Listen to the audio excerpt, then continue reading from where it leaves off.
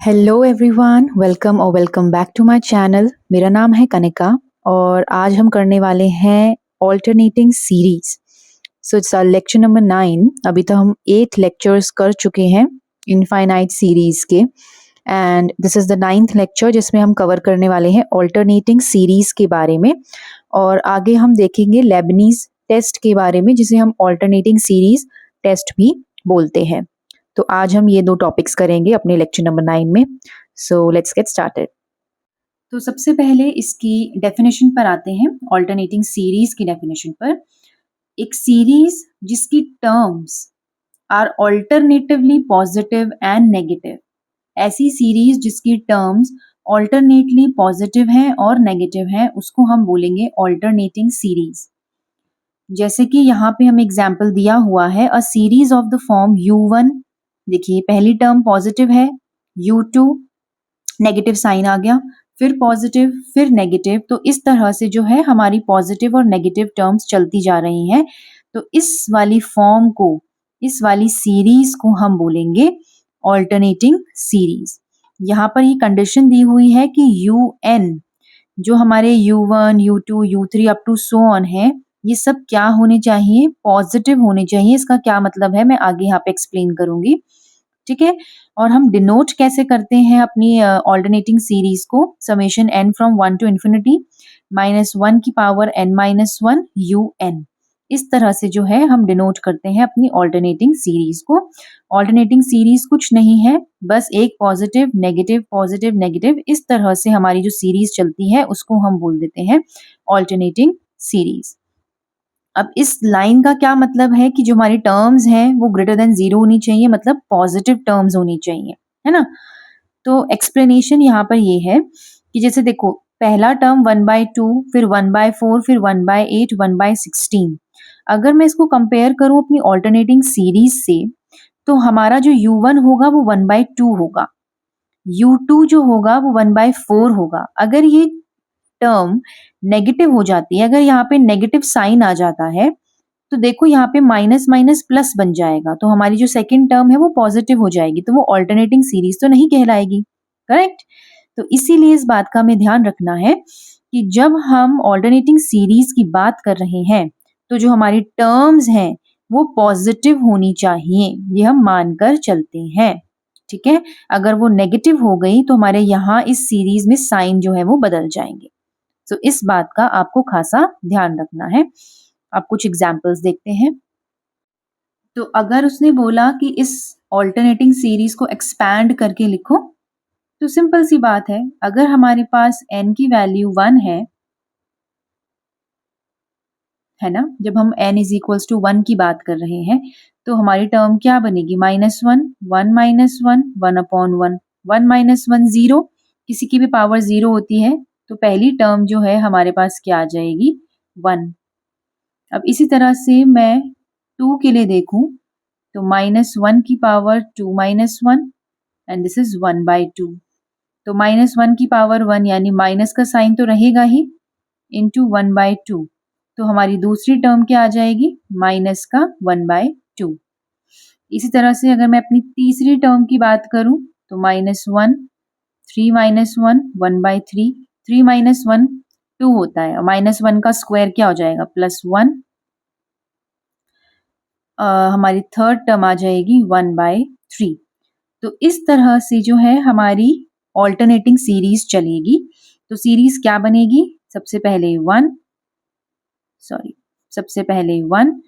फिर -1/2, फिर +1/3, फिर -1/4, फिर +1/5। इस तरह से अप टू सो ऑन हमारी जो ऑल्टरनेटिंग सीरीज है वो चलती जाएगी। I hope this is clear to everyone. तो इसी तरह से अगले एग्जाम्पल की तरफ बढ़ते हैं। अगला एग्जाम्पल है summation n from 1 to infinity -1 raise to power n+1, 1/log n+1। तो बस वैल्यूज लगते जाने हैं, हमको और कुछ नहीं करना है। मैंने यहाँ पे सबसे पहले 1 रखा, सो 1 रखा तो 1 + 1 क्या बन गया? स्क्वायर बन गया, यानी ये तो हमारी टर्म पॉजिटिव हो गई, तो +1/1 + 1 log2 हो गया। इसी तरह से माइनस का साइन यहाँ पे मैंने रखा, 2 + 1 3, -1 की पावर 3 हो गया, माइनस का साइन आएगा नीचे, 2 प्लस 1 हो गया 3। तो इस तरह से हमारी ऑल्टरनेटिंग सीरीज जो है वो चलती जाएगी। This is also one of our alternating series, x minus x cube upon 3 plus x 5 upon 5 up to so on. Alright, अब हम आते हैं अपने वेरी वेरी इंपॉर्टेंट टेस्ट की तरफ, लेबनीज टेस्ट, या फिर हम इसको ऑल्टरनेटिंग सीरीज टेस्ट भी बोल सकते हैं। Now this is very important according to the exam point of view, और ये जो टेस्ट है ये सिर्फ ऑल्टरनेटिंग सीरीज में ही लगता है। लेबनीज टेस्ट जो है वो है ही सिर्फ ऑल्टरनेटिंग सीरीज टेस्ट के लिए, ठीक है। अब ये बोलता क्या है कि अगर हमारे पास इस तरह से कोई ऑल्टरनेटिंग सीरीज दी हुई है तो कैसे पता चलेगा कि वो कन्वर्ज कर रही है या नहीं। तो उसके लिए दो कंडीशंस हैं। पहली कंडीशन है कि अगर an जो है वो मोनोटोनिकली डिक्रीजिंग सीक्वेंस होना चाहिए, जो हमारी सीक्वेंस है वो मोनोटोनिकली डिक्रीजिंग होनी चाहिए, यानी कि जो वैल्यूज है वो डिक्रीज हो रही है, यानी कि an+1 बाद वाली टर्म जो है वो छोटी होनी चाहिए पहली वाली टर्म से। इसी का यही मतलब होता है मोनोटोनिकली डिक्रीजिंग का, हम करके आ चुके हैं सीक्वेंसेस वाले चैप्टर में। नेक्स्ट कंडीशन है limit n tends to infinity, जब हम nth टर्म की लिमिट निकालूं तो वो क्या आनी चाहिए, 0। जब ये दो क्राइटेरिया हमारे मीट होते हैं तब हम बोलते हैं कि जो हमारा लेबनीज टेस्ट के थ्रू हमारी जो सीरीज है वो क्या कर रही है, कन्वर्ज कर रही है। सो लेबनीज ने ये टेस्ट दिया था कि ये दो कंडीशंस अगर सेटिस्फाई हो रही हैं तो हमारी सीरीज जो है, ऑल्टरनेटिंग सीरीज जो है वो कन्वर्ज करेगी। अगर इसमें से कोई भी क्राइटेरिया मीट नहीं होता तो हमारी सीरीज जो है वो कन्वर्ज नहीं करेगी। जैसे कि यहाँ पे एक एग्जाम्पल दिया हुआ है -1 की पावर n 1/n² का। अब 1/n² हमको पता है मोनोटोनिकली डिक्रीजिंग सीक्वेंस होती है। इसमें जो टर्म्स हैं वो भी सारी पॉजिटिव है, क्योंकि ऑल्टरनेटिंग, अभी पीछे हमने पढ़ा ऑल्टरनेटिंग सीरीज में, इसकी डेफिनेशन में हमने पढ़ा कि जो टर्म्स हैं they should be greater than 0। और दूसरी बात कि जब मैं इसकी लिमिट निकालूंगी, सो हमें पता है limit n tends to infinity 1/n² क्या बनेगा, 1/infinity बनेगा, तो आंसर आएगा 0। लिमिट भी 0 आ रही है, मोनोटोनिकली डिक्रीजिंग सीक्वेंस है, तो पहली कंडीशन दूसरी कंडीशन दोनों कंडीशंस जो है वो मीट हो रही हैं। तो इसीलिए हम बोलेंगे कि हमारी ये ऑल्टरनेटिंग सीरीज जो है वो क्या कर रही है, कन्वर्ज कर रही है। ओके, एक दो एग्जांपल्स इसके ऊपर और देखते हैं। देखिए, this is the next question, test the convergence of, ये हमारे पास सीरीज दी हुई है समेशन -1n-1 1/n। इस तरह से हमारे पास जो है वो सीरीज दी हुई है और हमें बोला है कि इसकी कन्वर्जेंस जो है हमें चेक करनी है। सो सबसे पहला जो कंडीशन है वो ये है कि हमारी टर्म्स जो है वो पॉजिटिव होनी चाहिए। सो दे आर ऑल पॉजिटिव, ये हमें दिख रहा है। दूसरा, हमने इसकी लिमिट निकाली तो लिमिट जो है वो 0 आ रही है या नहीं। सो 1/n किया, 1/infinity जो है वो 0 होता है, तो यस लिमिट जो है वो 0 आ रही है। तीसरा, ये मोनोटोनिकली डिक्रीजिंग सीक्वेंस होनी चाहिए, यानी कि बाद वाली टर्म पहली वाली टर्म से छोटी होनी चाहिए। वो दिख रहा है हमें यहाँ पे जब हमने इसको ओपन किया, ये छोटी है 1 से, ये छोटी है 1/2 से, क्योंकि ये अप्रोच कर रहे हैं 0 को। हमने देखा भी था सीक्वेंस ये वाली जो है, अब सीक्वेंस वाले चैप्टर में, कि 0 को अप्रोच करती है 1/n, पर यहाँ पे हम सीरीज की बात कर रहे हैं, ठीक है। सो बाद वाली टर्म पहली वाली टर्म से क्या है, छोटी है, तो सारी कंडीशंस जो है वो मीट हो रही है, तो इसीलिए हम बोलेंगे कि ये सीरीज, ऑल्टरनेटिंग सीरीज जो है वो क्या है, कन्वर्जेंट है। ठीक है, सारी कंडीशंस यहाँ पे सेटिस्फाई हो रही है, तो इसीलिए the series is convergent. Next question देखो, यहाँ पर 2 - 3/2 4/3 5/4, फटाफट हमें क्वेश्चंस को जो है अटेम्प्ट करना है, बहुत देर नहीं लगानी है। ग्रेटर देन 0 तो ये सारी है ही, हमें दिख ही रहा है, ठीक है। लिमिट टेस्ट करते हैं, फटाफट हमें लिमिट देखनी है। अगर ये कंडीशन सेटिस्फाई नहीं हो रही होगी तो हम सीधा बोल देंगे कि वो कन्वर्जेंट है ही नहीं, बाकी सब चीजें देखने की जरूरत ही नहीं है। तो सबसे पहले limit n tends to infinity. अब यहाँ पर देखिए nth टर्म हमें नहीं दे रही, तो हमें बनानी पड़ेगी ना। सो 2 3 4 5 यानी n+1, 1+1 2, 2+1 3, इस तरह से चल रहा है। और नीचे n 1 2 3 4 इस तरह से चल रहा है, तो नीचे क्या आ जाएगा, n। अब वही बात है, n कॉमन लिया, कैंसिल किया, तो ये बन गया 1+1/n, 1/infinity हो गया 0। तो ये बच गया यहाँ पे सिर्फ 1। ये स्टेप समझ में आया आपको? ये मैं एक बार बता देती हूँ यहाँ पे। n मैंने कॉमन निकाला ऊपर से, तो 1 + 1/n बचा और नीचे तो n था ही, तो ये कैंसिल आउट हो गया। तो ये चीज़ यहाँ पे आ गई, ठीक है? सो 1/∞ इज़ 0, तो ये बन गया 1। नाउ लिमिट जो है हमारी 0 नहीं आ रही है, तो सीधा-सीधा है दिस इज़ नॉट कन्वर्जेंट। अब ये मोनोटोनिकली डिक्रीजिंग हो ना हो उससे हमें कोई फ़र्क नहीं पड़ता, ठीक है? So this is not convergent. Next question, summation n from 1 to infinity. ये हमें ऑल्टरनेटिंग सीरीज दे रखी है, ये हम कर चुके हैं अभी अभी एग्जाम्पल। मैंने इसकी लिमिट निकाली तो 0 आ रही है। टर्म्स भी इसमें पॉजिटिव हैं और बाद वाली टर्म पहली वाली टर्म से छोटी है, तो डिक्रीजिंग भी हुआ। तो सारी कंडीशन सेटिस्फाई हो रही है, तो क्वेश्चन क्या हो गया? कन्वर्जेंट हो गया सीरीज।